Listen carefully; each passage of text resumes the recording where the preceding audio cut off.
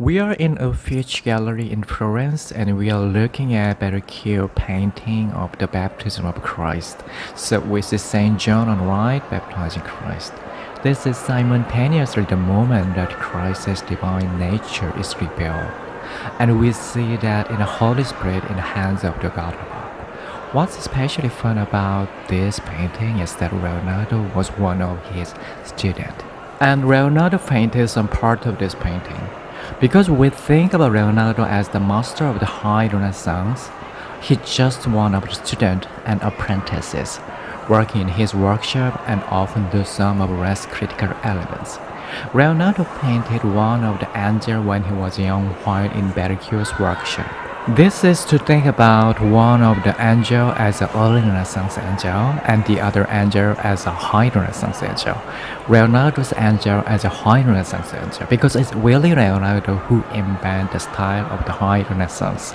So here we have two angels, they are very close. In the medieval, they had a kind of painting that created a representation of the otherworldly, of the divine, that had nothing to do with the earthly. But then in the 15th century, we had artists that were studying nature, our reality. In a sense, we are saying that Leonardo is even surprising that he took the lesson of the 15th century and reworked them in order to able to create an even more transcendent representation of the divine. In the 1300s, artists would represent the spirituality or in the heavenly by using lots of gold, halo, figures that were very flat, and so they suggest transcendence and kind of otherworldlinesses.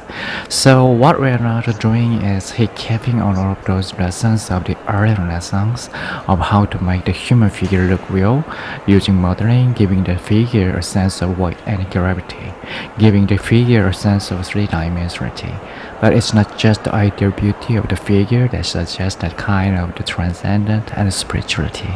It's also in the movement of the figure. If you look at Leonardo's angel holding Christ's cross, he kneels, facing to the right.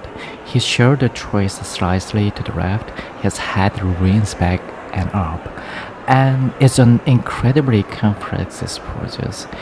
If you think back to the early Renaissance, the artists like Masaccio and Donatello were just really discovering how to create figures standing in a contraposture who could move realistically. But Leonardo is taking a giant step beyond that. So the figure really moves in a very elegant and graceful way that suggests that divine nature.